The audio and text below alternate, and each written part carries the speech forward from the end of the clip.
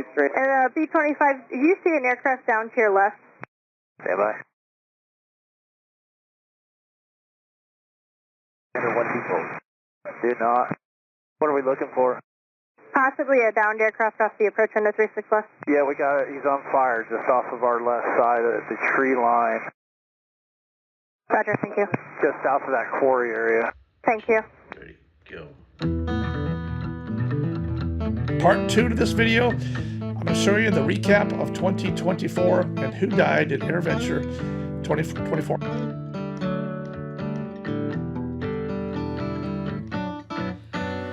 Dan Grider, probable cause, it is July 28, 2024.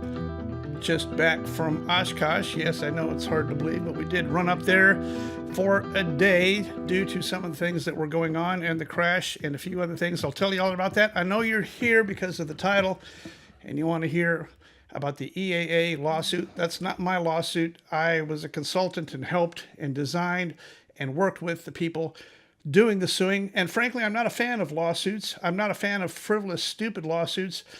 In this particular case where blatant, gross negligence is evident, something needs to be done. And sometimes the only way you can get people to wake up and pay attention and do the right thing is via actions like this. I'll get into all that in the very, very end of this. Yes, I'm going to make you sit through this video. It's Sunday night. You don't have anything better to do anyway. Welcome. This is the Sunday night deal. I normally do this. It's going to be a little bit longer because of all the stuff. I've got all the data. I've got all the stuff. I've got all the pictures. I've got all the video. It took me a couple hours to put this thing together so you can get out some popcorn and watch it. I think that's only fair. Before I do that, I want to say thanks to the Holidays down there in Florida who sent me this t-shirt of Holiday Aviation, which is really cool because I'm kind of running low on clothes. I didn't even see it until I put this thing on, but on the back of it, it says AQP for GA, which is kind of cool, and I appreciate that. I only had one pair of tennis shoes before the plane crash.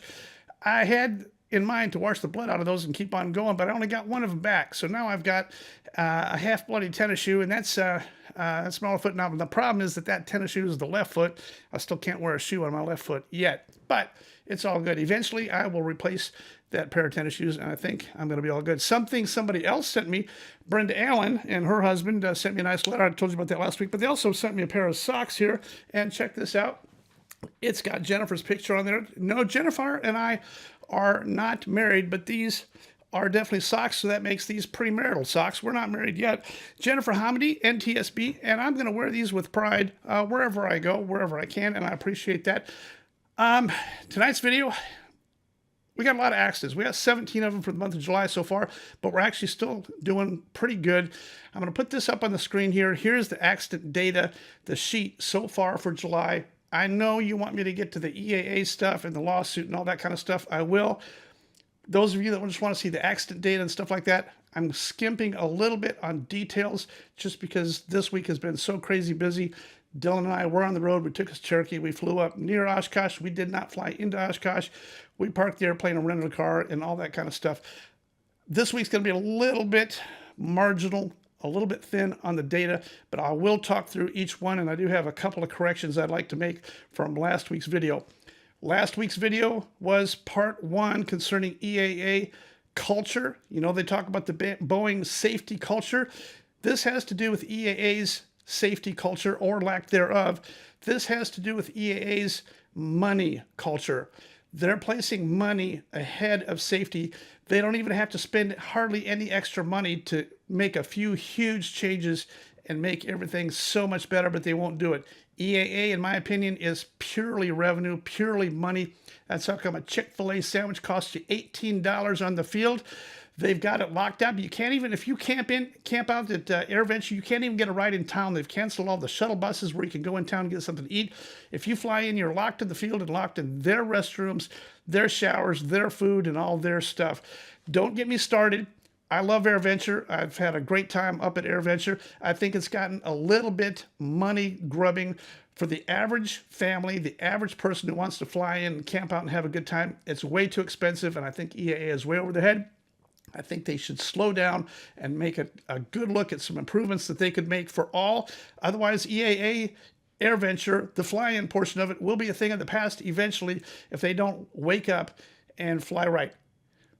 Let's get into it. Once again, here's the data on the screen for July. And if you want to put your attention towards the bottom of this, I'll show you the summary here. This is 2023 compared to 2024. We're at 80 this year so far, 80 fatals, general aviation in the United States, compared to 99 for last year. So we're 19 better than last year. We're at 11.61 fatals per month. And if you want to take a look at this sheet here, this is the goal sheet that I made. I've shown this several times, but we're actually at 11.61. We're still significantly below the goal of 13. 13 would be a healthy, stout goal to have, and we're significantly below that so far.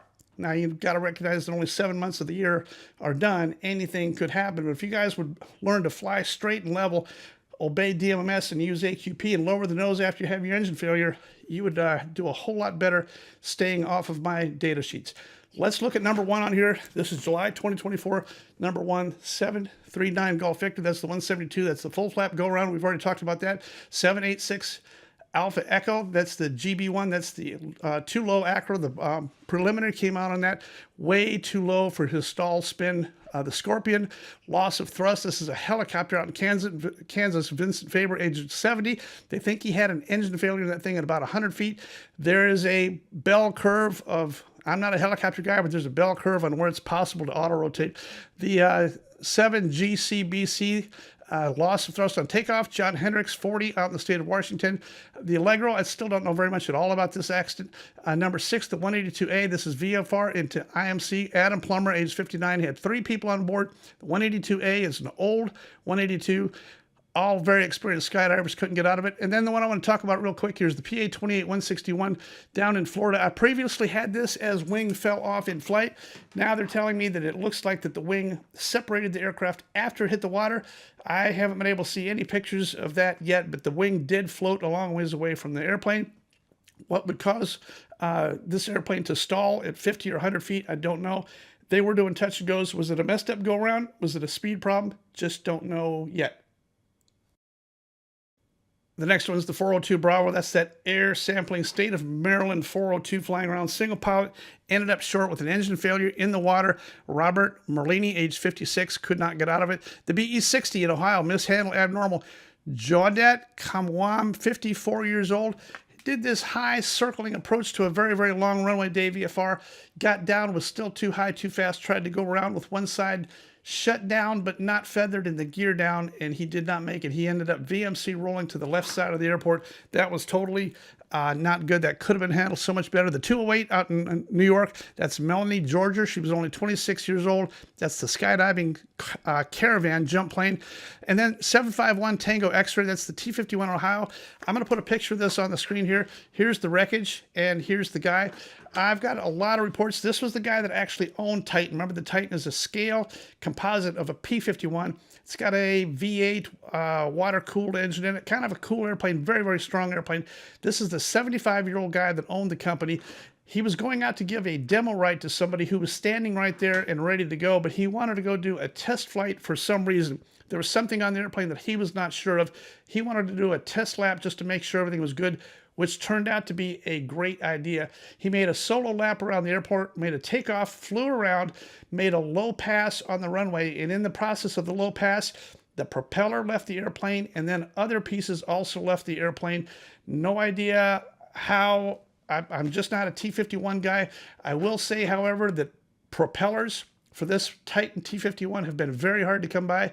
The standard propeller supplier is like 20 to 24 months out. There is a Chinese knockoff propeller that is available. My next exploration, investigation, and phone calls next week is going to be to find out which propeller was on there. They're telling me that it's entirely possible that at least one of the blades in this thing was one of these Chinese knockoff blades. And if one of the blades left before the other one, the prop imbalance, eventually the entire propeller and hub assembly was found in a yard a long ways away from the runway. So it definitely left the airplane. What else left the airplane after that happened?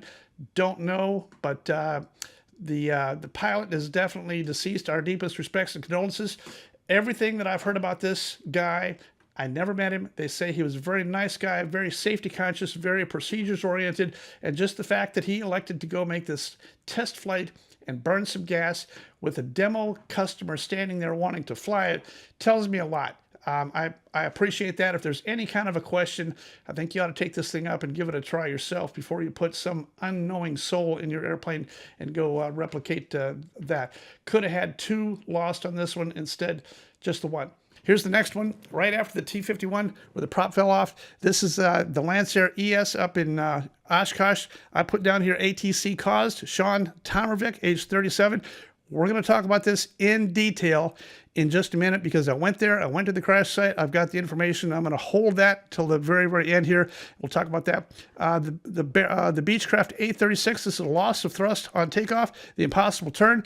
Chris Kusera, age 46. When are we going to figure out that you can't do the impossible turn? The impossible turn is impossible. He lost the engine and tried to turn around. Google this thing. Everybody tells you he had an engine failure and he tried to turn around, and that's as far as he got. Killed 2 on this thing, so senseless. Not only that, he did not use full length. He elected to skip the full length takeoff and make an intersection takeoff and had his engine failure way too low to do anything, certainly way too low to even think about turning around, and that's what he tried to do. All these seminars up at Oshkosh, NAFI, SAFE, AOPA, still conducting the impossible turn seminars. I think it's insane. You might be able to turn around and make it back if you're 1,000 or 1,200 feet. I wouldn't try it below 1,100 feet AGL in an A36. The conditions would have to be just right, and I'd have to be planning for it to even think about it. Straight ahead, I made a video about straight ahead. You're going to save your own life going straight ahead. Pick something out nice and flat, land it, gear up someplace in the water or in a field or whatever you got to do. Unbuckle, step out, pick up your phone and call somebody and go to dinner. That's all you got to do. You try to turn this thing around. It's called the impossible turn for a reason, people. Don't try it. It's not going to work, and your picture is going to end up on my channel. Here's the next one. Right after that, the Turbo 206 in California. His name is Gabe Culp, age 49. Know very, very little about this. This was some kind of a fire patrol, CAL fire, reconnaissance airplane of some kind. Don't know very much about it. November 990 Papa Tango. That's the SR-22. Very high dollar, nice airplane up in Maine. This is a low IFR approach. Michael Leibowitz, 71 years old. He shot a low approach to the runway. I think he either got distracted or something, but he definitely dove it straight into the ground right off the end of the runway at the culmination of his low IFR approach. Very low IFR conditions, and he drove it straight into the ground. He made it onto the airport, but boy, it was ugly. He hit hard, and no surviving that. That was Michael Leibowitz. And then 357 Hotel Echo, that's the PC-12 in Wyoming. I put in-flight breakup. Definitely a horrible, sad story. It's a PC-12, 7 people on board. The airplane definitely came apart. I talked to the people out there that saw the pieces. The debris field is huge. Was it icing? Was it thunderstorms? ATC says he reported an autopilot issue. Could be, I'm going to go out and venture a guess here, speculate. I'm not one for speculating, but, you know, elevator pitch trim, the pitch trim servo on these things, if they get kind of a mind of their own, they do their own thing. Getting the entire autopilot and electric elevator trim servo power disabled quickly is a huge, huge deal. If you're up high going this fast, that elevator trim tab is so crazy powerful. He fought it several turns, several laps around there, and several altitude gyrations, and he lost control of the airplane. I don't know what else fell off the airplane. Probably something left the airplane that made it incontrollable, and it spiraled all the way to the ground. Probably another piece besides the trim tab. Something else fell off that airplane. A fuel imbalance isn't going to do this. There's not very many things that are going to do this to a PC-12. Fantastic airplane, very strong. It's built like a tank. The PC-12 is a single-engine turboprop. There is no reason for this thing to have done what it did. My first guess, speculation, assumption here is it's probably going to be related to, just like he said on the radio, it's going to be related to autopilot something. And you got electronics affecting servos, affecting cables, affecting control surfaces. Something goes wrong and you are off to the races. Our deepest respects and condolences to that entire family and relations. I'm not exactly sure who all of them were. The pilot was from Georgia. But a horrible crash out there in Wyoming, and that's really all I know about it at this time. The next one is the engine failure. This is the helicopter up in New York. This is one of those little Schweitzers 269. They're saying it's an engine failure, low altitude. I got very little information on who the guy was, how he died or where he ended up. Almost no information on that. There's your 17 for the month. I know that's very discouraging, but we're going to get into that. I've got we're getting closer to the EAA story and all that kind of stuff. I know you're here for the popcorn and the juicy details on what happened. I'm going to give it to you. It's coming. Hang on. If you're in the live chat room with us here tonight, once again, welcome. Make sure you stop. Let's take a break and say hi. Let me know where you're calling from. I got to get my wits about me for this next section because this is a complicated one. I want you to understand. I'm going to give you the entire backstory on this whole thing. I hope that you'll understand. I'm going to do my very best storytelling to tell you exactly what happened. You're not going to believe it. This next section, you're not going to believe. So let's go ahead and do it. All right. Well, you know me. I have a lot of ideas. Every now and then I have a good one. Not very often. Last week I had the idea. You know, my friend Captain Laura Savino was a presenter and a book signer up at Oshkosh. She and I had talked back and forth. I promoted her Tenerife presentation. Last year I introduced her at her Tenerife presentation. We had a great time up there. I was not planning, mostly because of my leg and everything else, I was not planning on going to Oshkosh in any way. But at the last second, I got this wild idea to surprise her, go up there and introduce her. So she didn't know we were coming. Dylan and I jumped in his little Cherokee. We flew up there and we went to Oshkosh AirVenture primarily for the purpose of doing an introduction for her Tenerife and doing a nice video and getting some still pictures for her to use at future speaking engagements. She's an accomplished pilot, all kinds of airplanes. She's got a lot of 747 landings. She flew the 747 for United. She's got more 747 landings than I have total, most likely. Great person, author, all that kind of stuff. So, yes, we went up there Thursday night. We're all together with John Uphold and his crew. A fantastic meal. I want to say thanks to all those people in Camp Shoulder that hosted us and spent some time with us. But I got to give you the backstory now before I get into all that because you're not going to believe this story. This is the backstory on my run-in with EAA AirVenture. I've not actually told this story yet, so here's the quick thumbnail sketch. In 2021, I was flying, and my friend Glenn Hancock, same guy who gave me this imprint on my forehead, he had the Lockheed, and we were out flying, and he decided that it might be a good idea for us to go up to AirVenture and spend a couple days. We were already at a location up very far north anyway. He said, I tell you what, I'll do the reservations, I'll make the booking, I'll take care of all the fees and all that kind of stuff. You bring the DC-3, I'll take the Lockheed. We'll park side by side at AirVenture 2021. So I did that. He left ahead of me that day, had everything arranged for 2 parking spots with the Lockheed besides the DC-3 at AirVenture 2021. It was going to be way south of the control tower out there, someplace in that big open field out there. So he got there 2 or 3 hours ahead of me. I ended up making an evening arrival well after the air show. I landed runway 36 left. After I landed 36 left, they said turn left at the end, follow the flagman to parking. We had our parking sticker in the window. I was on the phone with Glenn. He said, "What? Yep, we got your space. Everything's marked out. Everybody knows you're coming. It's all good." So I turned left, and then I turned left on Papa going southbound on Papa off of 18. Off of runway 36 at AirVenture. Well, I went down Papa going southbound, and the Aeroshell T6 team had all their T6s nose up on the taxiway. Not totally on there, but they were close enough that I could not get past. We tried. We nosed up to them and had everybody take a look. There's no way. The DC-3 is a 100-foot wingspan. There was no way to continue taxiing southbound. So I had to shut down, and boy, were they mad. Now I got a DC-3 parked that can't go backwards, can't turn around. I'm blocking everything. Nobody can go north or south in that taxiway, and they're calling it my fault. Well, I didn't park the T6s there, and the T6s were way too close to the taxiway, so I shut down. Now EAA, the little boss man, comes out, and he wants to tell me that he owns the airspace and the ground, and he didn't like the way I landed my airplane. He owns the airspace, and he owns all this, and boy, is he mad. I said, "Sir, I landed with a full clearance on 36 left. I was instructed to turn left. I did. I was instructed to follow the flagman. I did. I went south. This is as far as I can go. What would you like me to do?" He goes, "We're going to hook up a tug and get you out of here." So they came and they hooked up an EAA tug to me. brought an EAA tug and tow bar, and I said, where are we going? He goes, we're going to take you to the north side of the field. And I said, well, I've already got this spot reserved with the Lockheed right here. He goes, no, I don't think so. You're not parking on our ground. So he was mad. Boy, was he mad. The whole thing took forever. Now, in the process of tugging the DC-3, it goes very slow, and there was 4 or 5 guys, these EAA volunteers. They're tugging the airplane. They get across the north side of 27, and I see this box come out. It's a case. It's a 24 case of Bud Light that somebody brings and sits on the tug. And now all these people walking around the tug, they reach in and start drinking Bud Lights and cracking beers while they're tugging the airplane.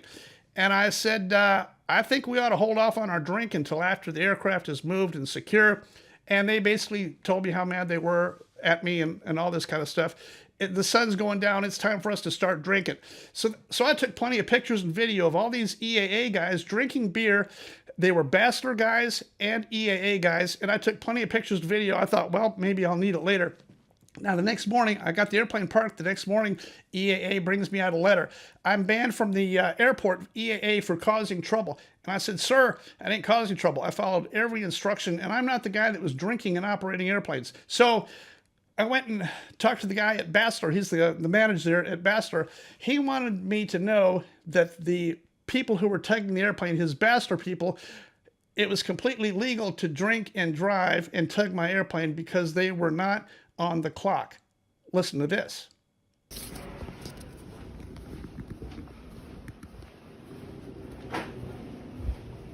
Woo! Hey Dan, how's it going? I'm good, man. I want to shoot a quick video and say hi. Hi Dan. Justin, you are the main man here at Bachelor, right? That's correct. Awesome. How long you been here? 16 years. Awesome. Is it really 16? 16 years. Man, started in 05 in the vintage. Yeah. Well, I think we got a few other things worked out, but I just wanted to let you know on camera that last night when we came in, you guys driving the tug had open cans of beer, were drinking while they were driving the tug, and we filmed all that. That sounds good, but none of them were on the clock. So, and that can be proven by the... It doesn't matter. They were operating equipment while intoxicated with open containers. So you let public opinion do its job on that. Doesn't matter if they're on the clock or not. You as manager were allowing your employees to drive a tug, hauling other people's equipment while drinking with open containers. I'm not aware of that. You are now. No. I We'll have to look into it. I just informed you. What do you think of the idea of drinking beer while you're operating a tug on behalf of Bachelor Flight Service? It's definitely unsafe. Yeah, it's unsafe. Yeah. Yeah, what do you think we should do about that? Well, you know what? We'll have to look into it. So, we'll see you later. Yeah, who's your lady in Michigan that owns Bachelor now? I don't know. I don't know who my owner is. I do. Well, it's good for you. Yeah, she's going to hear about it. Well, I'll have to talk to her about it too. Yeah. All right. Thank you. Yep. So that's how I got my don't come back letter from EAA. It's a complete joke. After that guy from up in Wisconsin there, Carl Solzlinski from SOS, the big tent that we all go to, the big yellow tent and the big yellow blimp, he called me and let me know that EAA has sued him. There's been a long-running feud between SOS and EAA. And here's a screen graphic of that. It's been going on for forever. EAA is upset because SOS is cutting into their money and their fun, and they don't like it. Here's a little interview I did with Carl. Carl told me that him and his employees, not only have they been sued, they have been issued a total of more than 40 of these don't set foot on our property letters. EAA has this form letter they copy and Xerox and hand off. He told me that since EAA started handing those out, they've handed out more than 500 of these letters to people that they don't like. If you're interfering with the revenue stream in any way of EAA, you're going to get one of these letters. I got one of the 500. So did Carl. So did a whole bunch of other people. Says don't set foot on any part of their property. Here's my little interview with Carl. All right, here's part one of this video. I'm about to make a trade. I don't even have him, but Carl, I'm going to give you one of my DTSB heads. Try that thing on for size. See if you're now officially a member of the DTSB. Carl. Perfect. Carl owns the SOS operation here on the field at Whitman. You probably recognize this sign. And because I gave you this hat, Next year, I'm showing up and I'm playing in your band. I'm going to bring a banjo and a trombone. I'm going to hang out at your tent next year a couple evenings. What do you think? Great idea. Let's do it. Let's do it. Let's do it. So Carl and his brothers will be here next year, AirVenture at the SOS tent. It's because I gave away a hat. He owes me. I'm gigging this thing. I already booked this gig for next year. This is going to be fun, brother. Yeah. This is going to be fun. All right, here we go. So nobody's really ever paid very much attention to those letters. If they'd like to come to George and hand me some papers for misdemeanor trespass, I'd welcome that, because I'll publish it. I think the whole thing is completely absurd, and it gets even worse than that. Now, for the setup here, me and Dylan go up to AirVenture. I walk down this public street. EAA cannot own a public road. And the Forum Center where Miss Laura was doing her presentation, that's Winnebago County. EAA does not own that property. EAA does have property that they own, but the Winnebago Airport owns the property that Forum Center sits on. I'm a citizen. I'm entitled to be on county property. I was not causing any problems. So we did this introduction, and I caught it on video. I'm going to show that. You want to see it? It's very short. If you want to see it, I'm going to go ahead and show it to you. This is the purpose that we went up there, to support Laura and her Tenerife presentation, which I am extremely proud of. Here is our grider introduction of Captain Laura Savino. Good afternoon, Oshkosh. How are you doing? How are we doing? Good afternoon. My name is Dylan Grider, and today I was going to introduce the speaker for today, but instead I'm going to introduce the person who's going to introduce the speaker. So we're going to have Dan Grider come on up to introduce today's speaker.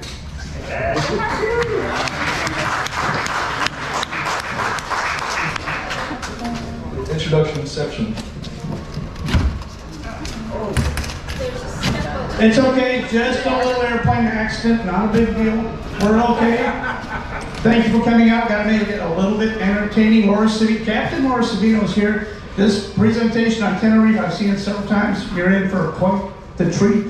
So I'll do the introduction for Captain Laura Savino. A couple housekeeping items just before we do that. For attendance purposes, raise your hand if you're here today. Anybody that's here today, go ahead and raise your hand. All right, thank you. Just checking to see if you'll follow instructions. I'm with the U.S. government, just checking if you'll blindly follow instructions. Thank you for that, though. We did get a good tally on that. It's a fantastic day at Oshkosh. Captain Laura Savino is a dear friend of mine, and she's got an interesting, unique presentation on her perspective of what really happened at Tenerife, and we're about to do that. We will be at SOS for dinner and beer this evening. If you have a chance to come over and hang out with us at SOS, we'd love to see you there. At this time, I'd like to welcome my friend, Captain Laura Savino.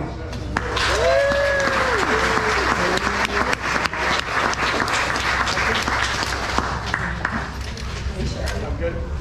There you go.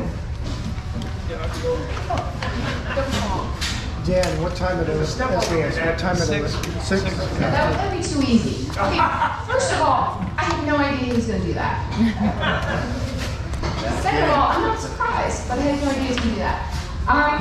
Okay, well, now I feel totally set up because, like, I have to do something interesting, right? All right, everybody, as apparently you've been told, I'm Captain Laura Savino. I'm a retired captain for United Airlines. I flew at United through the 727, 37, 47, 57, 67, 777, A319, and 20. And now I'm out in medical leave of absence, and here we are.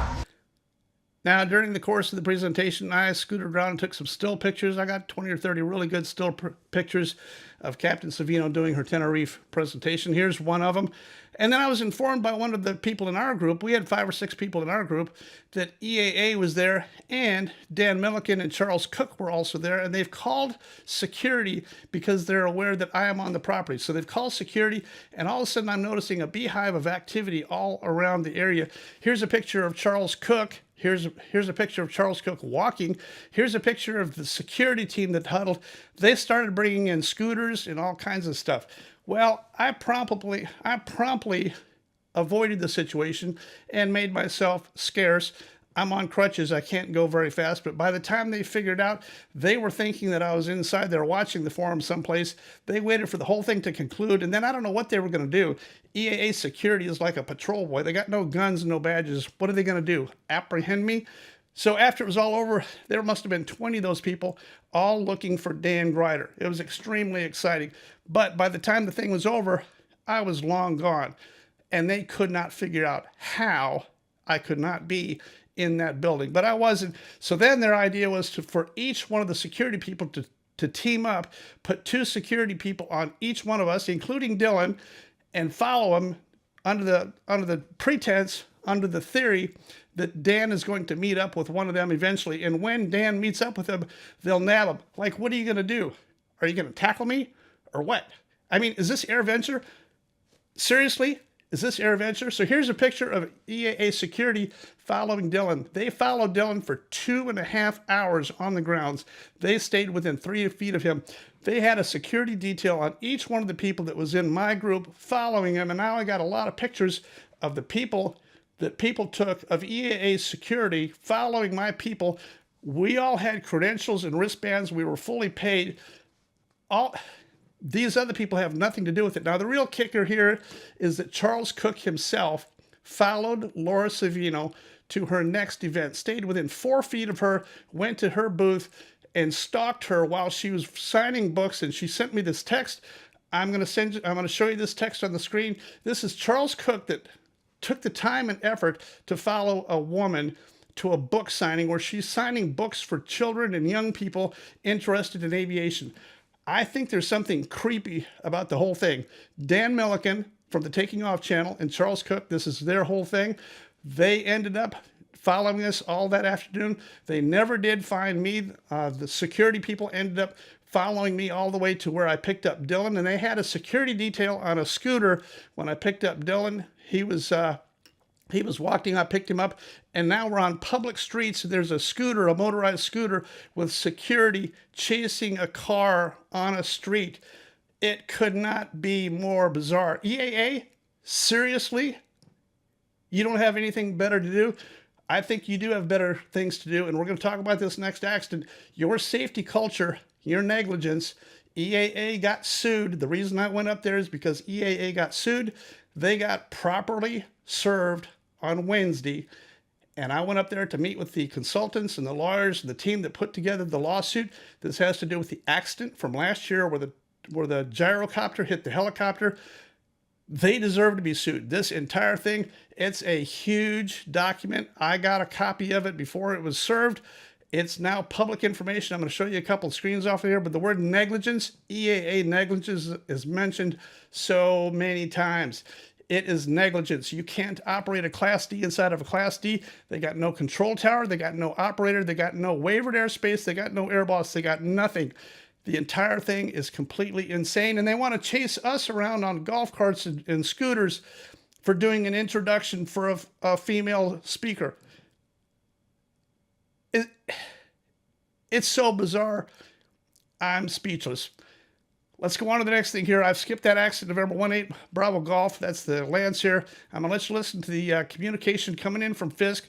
This is the guy talking to Fisk where he got his assignment for 3-6 left. That 3-6 left assignment turned out to be his kiss of death. He's in a Lancer that has a stall speed of about 82 clean, but here's the graphic for it. In a 50-55 degree bank, that stall speed, that clean stall speed goes up above 90. Guess what he was assigned? Slow it down, go low, and go slow. 90 knots, and he tried to rack this thing around. I went to the crash site. Let's cut to the chase. I'm going to show you the crash site. When this crash happened, I wanted to know where was this crash and where was it relative to the extended center line of 3-6 left. Here's my video from at the crash scene. Blowing up high, half mile southwest 5th, Rocky Wing, stay tight. Lancer. Alright, Lancer, you're gonna, you want preferred 27 or 3-6? We'll take 3-6. Roger. Once you reach Fisk here, you can start a right turn, follow that east-west road, keep the microwave antenna off your right side. Start that right turn, now follow that road over to 3-6, left base 3-6. Start that right turn. 3-6, here we go. Lancer from 3-6, left base runway 3-6. Left base 3-6. Alright, nice job, Lancer. You can monitor tower 126.6. Welcome to Oshkosh. 26, program, thanks. AirVenture 2024, you know, it was so ironic. I just got done saying on Sunday night, don't listen to ATC. Fly your own airplane. Fly your own traffic pattern. Stabilized approach. Watch your own speed. Watch your own bank angle. On Monday, this is what happens. If you can see this white tarp area, this is where the two gentlemen lost their lives. Stall spin. They were told by ATC, widen it out, widen it out. You're combining demonstration traffic for 36 right with the helicopter traffic on the left. These guys were given 36 left, but they were told to widen it out. All the ATC communication at AirVenture, all of it, it's non-standard. You can't fly a high, tight, left base in, power off, nose down, tighten it up, keep your turn coming, keep your turn coming. You can't do that. This is what's happening. FAA is supposed to be stabilized approach. The command should have been, from the instruction from ATC, should have been extend your downwind, I'll call your base. It would have totally alleviated this whole thing. They ran the L29, L39 team directly at them. And this is what happened. Stall spin. If you notice, the size of the impact here is tiny. This airplane hit nose down and you're dead instantly with a huge fireball. When are we going to have ATC stop flying our airplanes for our pilots? ATC, that's not your job. Don't give those commands. Keep the power in, land long, keep it flying, power in, power off, more flaps, put your gear down. You can't do that. Bandit 2-1, overhead altitude 2000, right brake over the approach end, south of the tower. Brake over the approach end, south of tower at 3,000 feet, and we're lined up for 36 left. And you can descend for 2,000 feet for the overhead pattern altitude and 36 left, correct. Alright, 36 left, down to 2,000, and right brake for landing. Bandit 2-1, runway 36 left, clear to land. 36 left, clear to land, Bandit 2-1. Bandit 2-1, did you want one more initial? Okay, nice. Bandit 2-1, you can go back to the 2 mile initial 2,000. Alright, we'll stay on trail 2,000 on the initial, thanks. I'll go back up to 250. Lowing half mile south of the tower. Widen out just a little bit. You're going to be following a flight of two L39, L29 in the right base, opposite right base. Yes, sir. Follow the two aircraft, runway 36 left, clear to land, at or after yellow dot. At or after, welcome. A problem with ATC on this, listen to the Lancer. He's out there, they've got demos going on. A demo is somebody who goes and makes a takeoff with no intention to leave the airport. They're just flying circles. They got this L29, L39 demo team. The Vision Jet's a demo. The B-25 is a demo. There's a P-51 demo, all in orbit while we're trying to land our civilian, non-knowing, innocent pilots. I'm going to put this graphic up on the screen. This is the map of where the airplane hit. And I want you to listen to this ATC tape right now.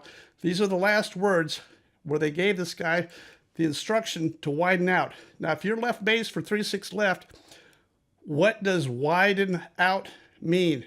He turned to the right, and then he was head on with either the L29 or the L39. He made a hard left-hand turn, probably more than 60 degrees, and that's where he stalled, and that's where he spun. That's where he hit. Lowing half mile south of the tower. Widen out just a little bit. You're going to be following a flight of two L39, L29 in the right base, opposite right base. Yes, sir. Follow the two aircraft, runway 36 left, clear to land, at or after yellow dot. At or after, welcome. I'm really sorry for the lives lost here. I'm really, this whole FAA thing and the controls, the commands, the non-standard verbal commands given to pilots, it's just atrocious. This is the spot where they died, and I'm going to show you on a map exactly where it was relative to left base 36. You know, you want to talk about the Boeing safety culture. I'm talking about EAA's safety culture. There is none. They're a money culture. They're a revenue culture, and that needs to be stopped.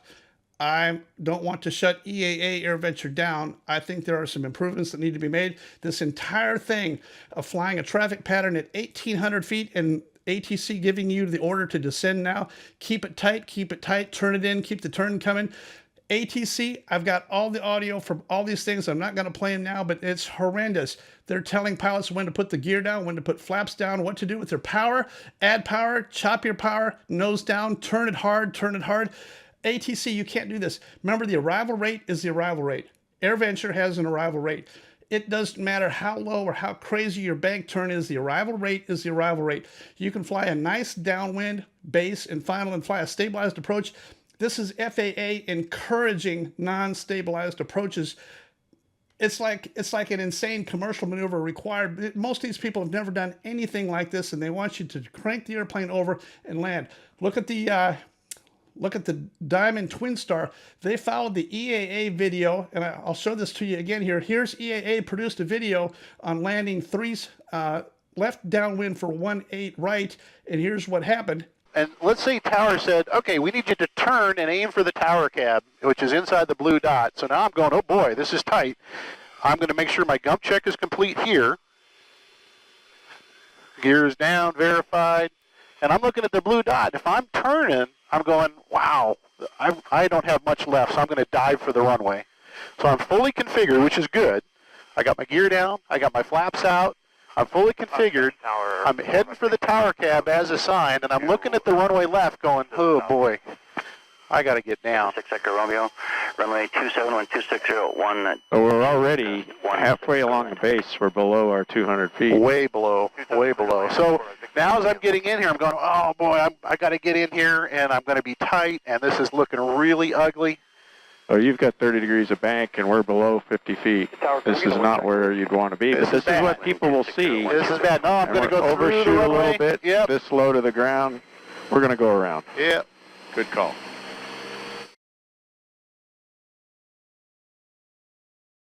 Now here's the graphic for the Twin Star. Did almost the exact same thing. Why did they produce a video to tell you, here's how to do it, when you know this is what the result is going to be? This is the exact same thing Jack Roush did. It's the exact same thing, hit almost at the exact same spot. Are we never going to address this? Are we never going to fix this? ATC, FAA, you can't do it. You cannot do this. The arrival rate is the arrival rate. Remember, you'll go faster by going slower.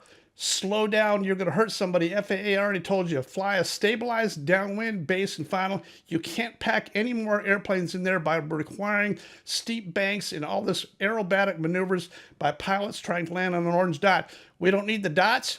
We don't need any of that kind of stuff. Fly a stabilized approach. You tell that airplane to extend their downwind, tell them to turn base, let them get configured, let them do their checklist in their normal flow. That's all you have to do. The arrival rate is the arrival rate, whatever it is, whatever it is. You close this airport down for 3 hours every day to clean up a mess. You've got bodies, you've got lawsuits. Don't do it. Fly a stable approach. Standardize your traffic pattern. Do it just like you do at any other towered field that's got a lot of traffic. The arrival rate is the arrival rate. You can't do it by having them fly low, get lower, crank it over, keep the turn coming. You can't do it. All this non-professional chatter on the frequency, all this ridiculous ATC stuff. These are ATC guys wanting to be cowboys, wanting to be the big shot, wanting to be the big dog, and bark out these orders and yell at people and make them land on a dot. Don't need it. It's the whole thing is completely wrong. You could go faster by going slower, and you would save lives. You should be able to pull off AirVenture with not a single landing incident, other than maybe a tailwheel guy that doesn't know how to land a tailwheel, maybe an occasional ground loop, but you should be able to do AirVenture every year. Stabilized approach, no deaths. The goal should be 0. ATC-induced deaths, I put this on the screen here. This is an ATC-induced death. This Lancer guy, I hope the family will contact me because ATC definitely boxed him into a corner with all this traffic. He was trying to not overshoot 3-6 left, the big runway. Meanwhile, you got all these other helicopters. Check out this graphic. Look at the helicopters on here. These are the helicopters flying this route, which is just to the left of 3-6 left. And now you got all these jet traffic doing demos on 3-6 right. It's insane. We don't need to be doing that. You want to do a demo? Sign up for the air show and block yourself out 30 minutes and do some demos in the air show, waiver airspace with an air boss. That's all you got to do. You take your jets up. These actual L-29, L-39s got up to 250 knots. they're calling a break. You're using overhead patterns. Call the break. Break on 2. Let's go to 250. Are you kidding me? 250 knots in the traffic pattern? What are we thinking? All right, I'm gonna get off my high horse here. I'm very sorry for the loss of these two gentlemen's lives. It's purely EAA, ATC. It's a culture that needs to be changed. You can't do this to these people. It's a big enough airport. You could slow it down, stabilize it, and make a really nice flow. No problem. And you're going to have to do that because you're going to have another lawsuit next year. This lands here is going to be another lawsuit.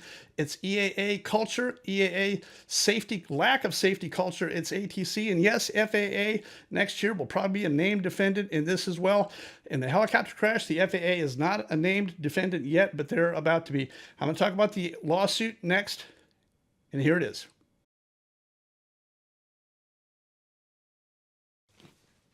Here's the cover page for it. The plaintiffs are the families of the deceased and several other people.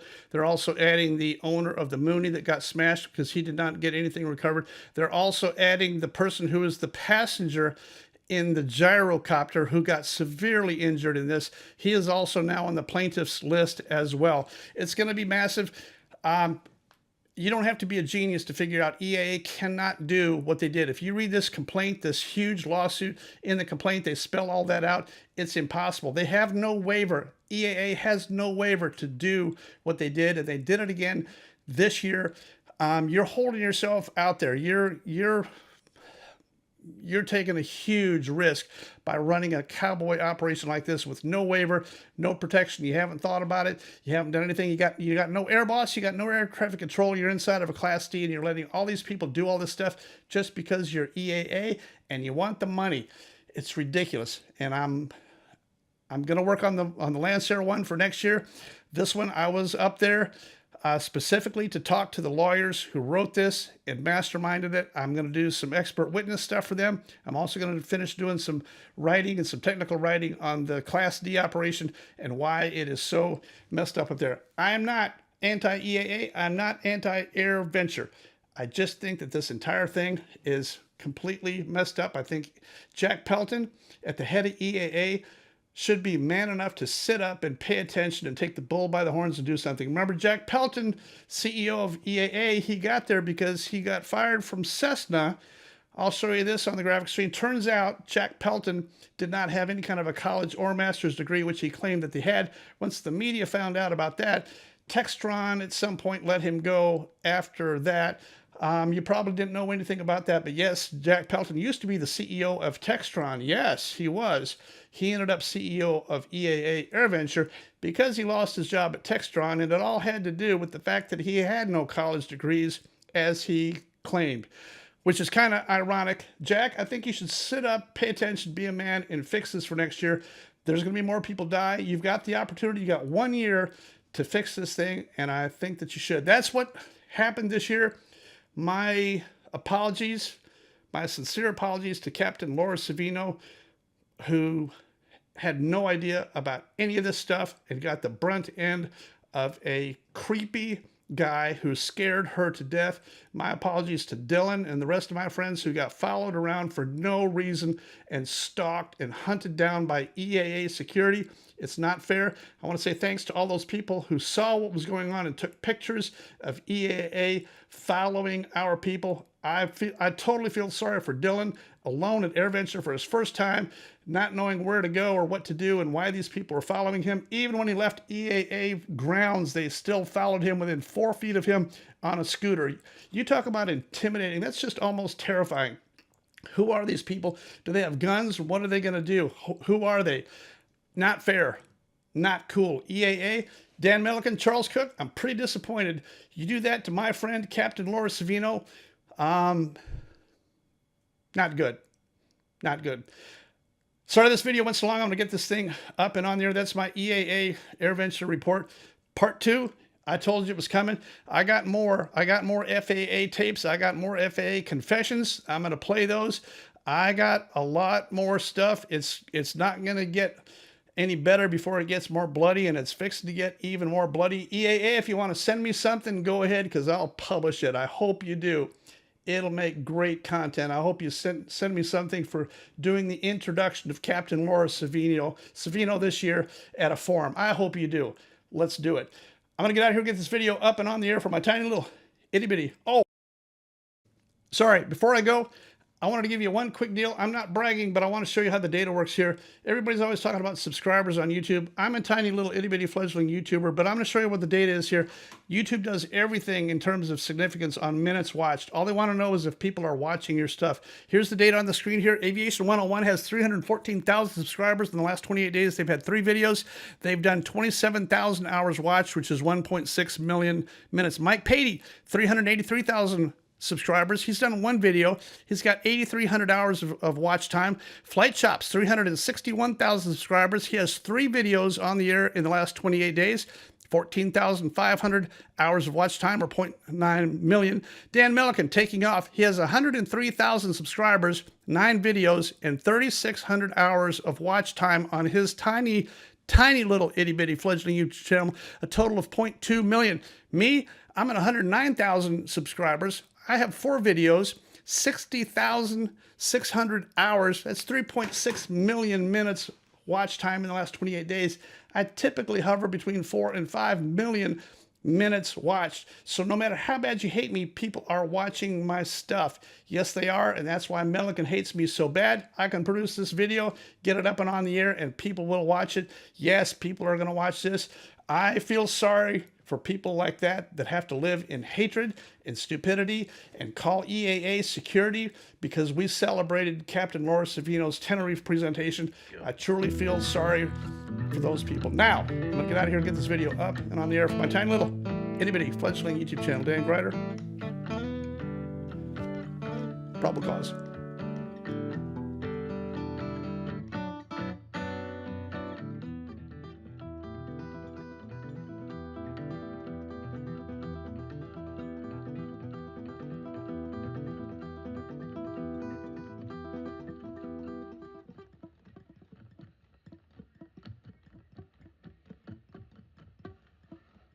We will have a meeting here in a few weeks about all the stuff that went wrong, you know, and suggestions on, look, we can do different. Do we need to change some procedures, right? And one of the things I'm going to bring up is maybe we need to start, you know, brasher warning these people and have FSDO get involved because it's just getting too stupid and somebody's going to get hurt.